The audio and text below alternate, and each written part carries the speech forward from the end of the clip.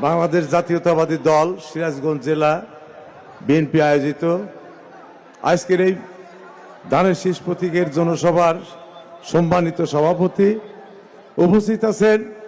আজকের অনুষ্ঠানের প্রধান অতিথি বাংলাদেশ জাতীয়তাবাদী দলের চেয়ারপারসন চেয়ারম্যান জনাব জাতির আশা আকাঙ্ক্ষার প্রতীক, আপনাদের আমাদের জাতির আশা আকাঙ্ক্ষার প্রতীক এবং আগামী দিনের এই জাতির কাণ্ডারি, যার নেতৃত্বে বাংলাদেশের স্বাধীনতা সার্বভৌমত্ব রক্ষা হবে, যার নেতৃত্বে বাংলাদেশের আইন শৃঙ্খলা প্রতিষ্ঠিত হবে, যার নেতৃত্বে বাংলাদেশের কৃষক সমাজ, বাংলাদেশের ছাত্র সমাজ,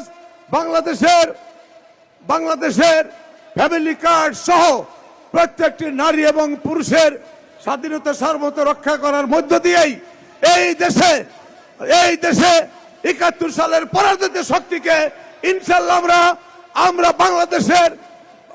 বাংলাদেশের স্বাধীনতা সার্বভৌমত্ব রক্ষার মধ্য দিয়েই ইনশাল্লাহ ৭১ সালে আমরা যেমন বিজয়ী হয়েছিলাম, এই জিয়া পরিবারের হাতেই ইনশাল্লাহ আমরা আবার ১২ তারিখে ভোটের মাধ্যমে, ব্যালটের মাধ্যমে ইনশাল্লাহ পরাজিত শক্তিকে আমরা পরাজিত করব ইনশাল্লাহ। সেই সাথে সাথে ইনশাল্লাহ এই ৭১ সালের পরাজিত শক্তিকে ইনশাল্লাহ বাংলাদেশের স্বাধীনতা সার্বভৌমত্ব রক্ষার জন্যই একমাত্র জিয়াউর রহমানের পরিবারের দ্বারাই একমাত্র বাংলাদেশে স্বাধীনতা সার্বভৌমত্ব রক্ষা করা সম্ভব। সবাইকে ধন্যবাদ দিয়ে আমি আমার ধানের শীষ প্রতীকের সবার কাছে ভোট দেওয়ার আহ্বান জানিয়ে আমি আমার কথা শেষ করছি। আল্লাহ হাফেজ। বাংলাদেশ জিন্দাবাদ। শহীদ রাষ্ট্রপতি জিয়াউর রহমান, বেগম খালেদা জিয়া অমর হোক। আমাদের প্রিয় নেতা, আগামী দিনের জাতির ভবিষ্যৎ জনাব তারেক রহমান জিন্দাবাদ, জিন্দাবাদ, জিন্দাবাদ। সবাইকে ধন্যবাদ।